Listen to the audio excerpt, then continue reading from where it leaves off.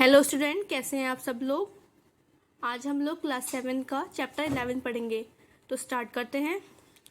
Blood is composed of A fluid called plasma.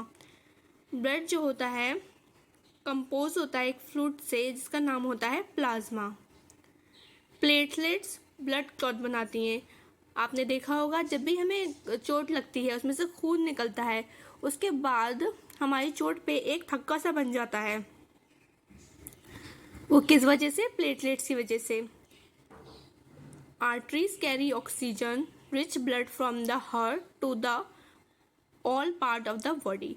जो arteries होती हैं वो ऑक्सीजन रिच ब्लड हमारे हार्ट से हमारे बॉडी के हर पार्ट में ले जाती हैं oxygen rich blood. Blood flow is rapid. जो ब्लड फ्लो हमारा होता है वो बहुत तेज़ी के साथ होता है and at a high pressure, और उसका प्रेशर भी बहुत ज़्यादा होता है। इसलिए जो होता है ना, arteries have thick elastic wall. इसलिए जो आर्टरीज की जो वॉल्स होती हैं वो थिक होती हैं और इलास्टिक होती हैं। Veins are the vessels which carry CO2 rich blood from all part of the body back to the heart. Veins क्या काम करती हैं? CO2 रिच ब्लड हमारे बॉडी के हर पार्ट से ले जाके हार्ट में देती हैं। Veins have thin walls. The number of beats per minute is called pulse rate. Pulse rate क्या होता है हमारा? 1 मिनट में जितनी बार भी हमारा हार्ट बीट करता है वही हमारा पल्स रेट कहलाता है। To avoid mixing of blood the heart have 4 chambers. हमारे हार्ट में मिक्स ना हो जाए O2 और CO2, तो हमारे हार्ट में 4 चैम्बर दिए होते हैं। The 2 upper chamber are called atria. जो ऊपर वाले चैम्बर होते हैं वो एट्रिया कहलाते हैं and the 2 lower chamber are called ventricles. और नीचे वाले दो चैम्बर होते हैं वो वेंट्रिकल्स कहलाते हैं। The particle between the chambers help to avoid mixing up of blood। और जो पार्टीशन होता है इन चैम्बर्स के बीच में वो मदद करता है कि मिक्सिंग ना हो ऑक्सीजन रिच ब्लड की with the blood in rich in CO2। और जो ब्लड CO2 रिच है उसकी मिक्सिंग ना हो, तो इसके बीच में पार्टीशन दिया हुआ होता है इन चैम्बर्स के बीच में। Heart is made of muscles called cardiac muscle. Heart जिन मसल से बना होता है उसका नाम कार्डिक मसल्स होता है। विच कॉन्ट्रैक्ट एंड रिलैक्स, जो सिकुड़ती हैं और फिर सिकुड़ने के बाद फिर रिलैक्स होती हैं। Animal like hydra and sponges do not possess any circulatory system. जो एनिमल्स हमारे जैसे कि हाइड्रा और स्पॉन्जेस में सर्कुलेटरी सिस्टम नहीं पाया जाता है। The water in which they live brings food.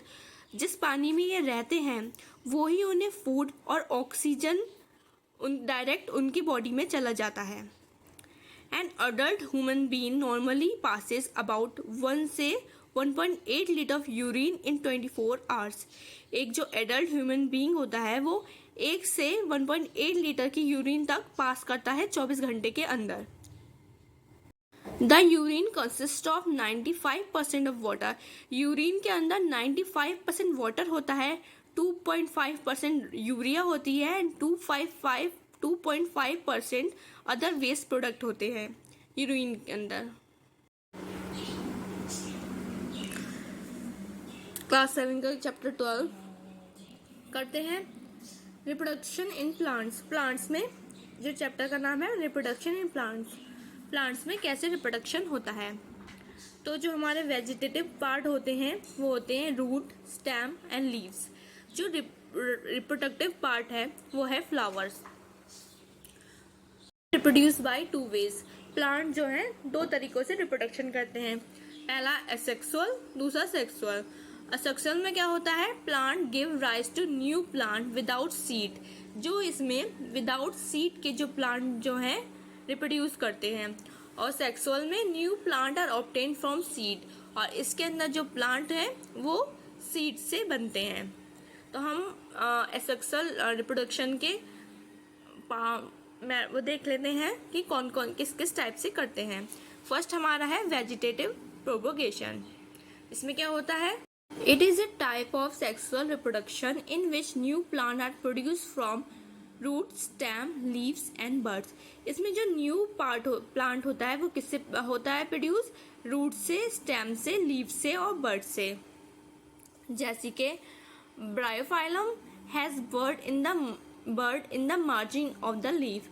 जो ब्रायोफाइलम में जो बर्ड होती है वो कहाँ होती है? लीफ के मार्जिन पे। If a leaf of this plant fall on A moist soil, अगर इसकी जो लीफ है मॉइस्ट सॉइल पे गिर जाए, each bud can give to rise to a new plant.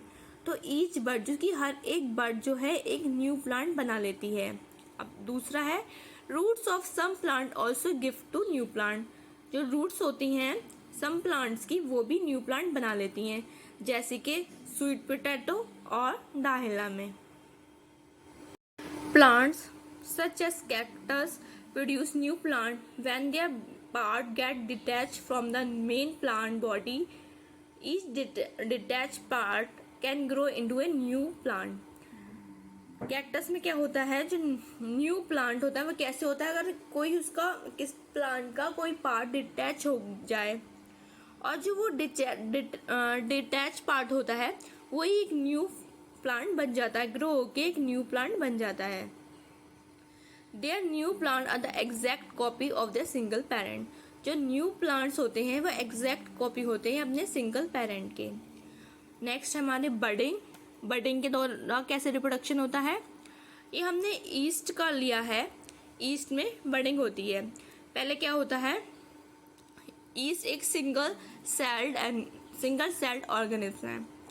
तो इसमें एक डेवलपिंग जो बर्ड होती है वो ऊपर को आ जाती है और फिर एक न्यू बर्ड बनती चली जाती है। ऐसे ही एक चेन सी बनती जाती है और ये फिर डी अटैच हो जाती हैं अपनी पेरेंट से और ये ग्रो होके फिर न्यू प्लांट बन जाते हैं। तो ये बडिंग है। नेक्स्ट जो होता है हमारा वो है फ्रेगमेंटेशन। आपने देखा होगा नदी तालाबों में जो काई आ जाती है वो एल्गी, जिसे हम एल्गे कहते हैं, उसमें क्या होता है? वो कैसे रिप्रोड्यूस करती है? By fragmentation. ये एल्गे है, ये हमने मान लिया एक एल्गे है, ये डिवाइड हो जाती है दो टुकड़ों में। ये हमारी डिवाइड हो गई दो टुकड़ों में और इसका हर एक टुकड़ा ये एक न्यू एल्गी बनेगा और ये एक न्यू एल्गी बनेगा। तो ये एक से दो में डिवाइड होके ये अपना रिप्रोडक्शन करती है। नेक्स्ट है हमारा spore formation. Are asexual reproductive bodies. Spores जो होते हैं वो एक्सेक्सुअल रिप्रोडक्टिव बॉडीज होते हैं। Each spore is covered by ये हार्ड प्रोटेक्टिव कोट। हर एक स्पोर पे एक हार्ड प्रोटेक्टिव कोट होता है टू विथस्टैंड अनफेवरेबल कंडीशन। जब फेवरेबल कंडीशन होती हैं जैसे कि हाई टेम्परेचर होता है, लो ह्यूमिडिटी होती है, तो ये जो कोट होता है वो मदद करता है कि वो विथस्टैंड मतलब वो सही से रह पाए, स्पोर खराब ना हो। और अंदर जब फेवरेबल कंडीशन आ जाती हैं ये स्पोर जर्मिनेट, एक जो स्पोर होता है वो जर्मिनेट हो जाता है and develop into a new individual, और एक न्यू इंडिविजुअल में बदल जाता है। जैसे कि किस में होता है स्पोर फॉर्मेशन? मॉस में और फर्न्स में। हमने सेक्सुअल रिप्रोडक्शन पढ़ लिया, हम सेक्सुअल रिप्रोडक्शन पढ़ते हैं प्लांट्स में। जो स्टेमस होते हैं ये मेल रिप्रोडक्टिव पार्ट कहलाते हैं और जो पिस्टल्स होती हैं वो फीमेल रिप्रोडक्टिव पार्ट कहलाती हैं। Flower which contain either only pistol और स्टेमन।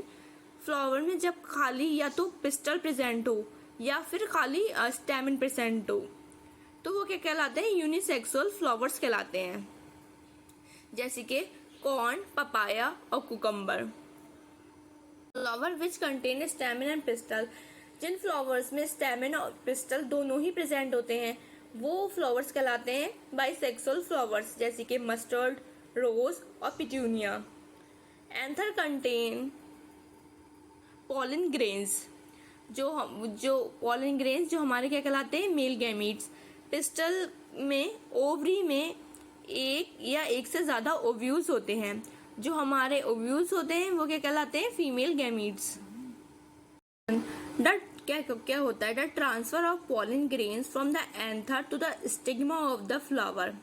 पॉलिनेशन क्या कहलाता है, ट्रांसफर पॉलन ग्रेन्स का, कहाँ से, एंथर से स्टिग्मा पर, क्या कहलाता है, पॉलिनेशन। अब सेल्फ पॉलिनेशन क्या होता है, if the pollen land on the stigma of the same flower और अनदर फ्लावर और द सेम प्लांट। अगर जो पॉलन है वो उस सेम फ्लावर पर, मतलब उसी फ्लावर पे गिरे, या फिर अनदर फ्लावर पे गिरे, या फिर दूसरे फ्लावर पे गिरे, लेकिन जो प्लांट हो हमारा वो सेम हो, तो वो सेल्फ पॉलिनेशन कहलाएगा।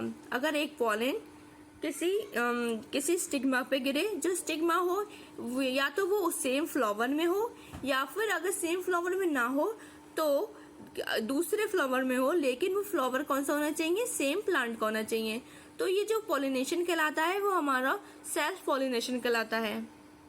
Cross pollination, the pollen of a flower lands on the stigma of a different plant of the same kind.